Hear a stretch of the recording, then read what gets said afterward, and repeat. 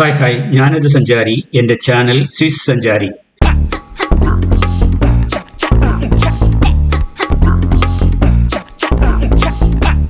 സന്ധ്യയ്ക്ക് മുൻപായി ഞങ്ങൾ ഡൽസ്ട്രൂമിലെ മനോഹരമായ വാക്കേഷൻസ് ഹോട്ടലിലെത്തി. മന്ദമാരുതൻ മന്ദമൊന്ന് തലോടിയപ്പോൾ നല്ല കുളിര്. നമ്മുടെ ഊട്ടിയിലെ അതേ കാലാവസ്ഥ.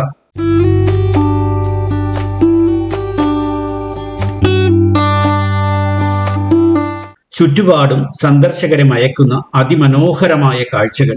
ട്രൗട്ട് മത്സ്യങ്ങളെ വളർത്തുന്ന ചെറു തടാകങ്ങൾ. എല്ലാ ആധുനിക സൗകര്യങ്ങളോടും കൂടിയ പഞ്ചനക്ഷത്ര ആഡംബര താമസ സൗകര്യം. നല്ല തനിനാടൻ ആഫ്രിക്കൻ ഭക്ഷണം എന്നിവ വാക്കേഷൻസിന്റെ പ്രത്യേകതയാണ്.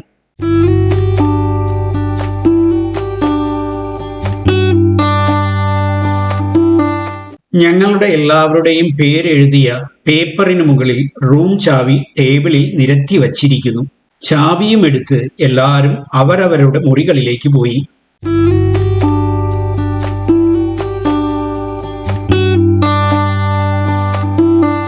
ഏക്കർ കണക്കിന് വിസ്തൃതിയുള്ള കോമ്പൗണ്ട് വളരെ ഭംഗിയായി സൂക്ഷിച്ചിരിക്കുന്നു.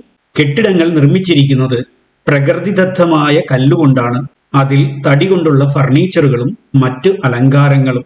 പഴമയിലും ഒരു പുതുമ.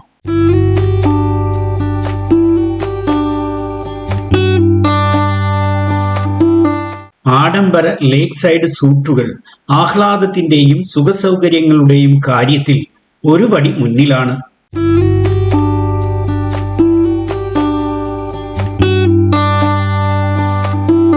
അതുപോലെ തന്നെ രൂപകൽപ്പനയിലും സ്റ്റൈലിഷ്. പഴയ കൊട്ടാരത്തിലേതുപോലെയുള്ള കിടപ്പുമുറി, വലിയ കട്ടിൽ, ഗംഭീരമായ അലങ്കാരങ്ങൾ.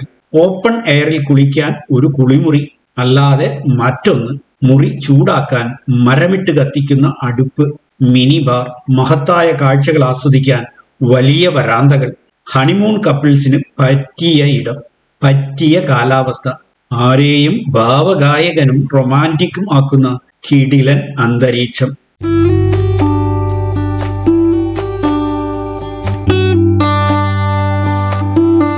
മനോഹരമായ ഡൈനിങ് റൂമുകൾ, അതിമനോഹരമായ ടെറസ്. Colonel porter bar. എംബുമലങ്കയിലെ ഒരു ശാന്ത സങ്കേതമാണ് വാക്കേഷൻസ്.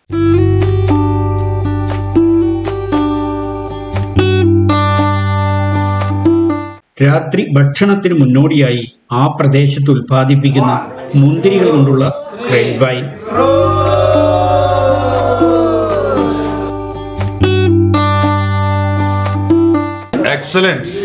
ഡിന്നറിന് ആഫ്രിക്കയിലെ പ്രത്യേക വിഭവമായ ഒട്ടകപ്പക്ഷിയുടെ ഇറച്ചി. അത് വളരെ രുചികരമായിരുന്നു. ആ രാത്രി ഞങ്ങളെല്ലാവരും നന്നായി ആഘോഷിച്ചു.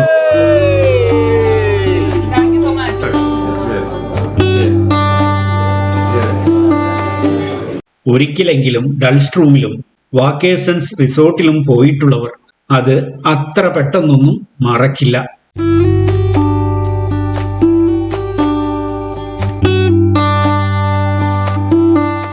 ഡൽസ്ട്രൂമിലെ ഗ്രാമീണ കാഴ്ചകളും വാക്കേഷൻസ് എസ്റ്റേറ്റിലെ കാഴ്ചകളുമായി വീണ്ടും വരാം. അതുവരേക്കും സ്വിസ് സഞ്ചാരിയുടെ നല്ല നമസ്കാരം. Good bye.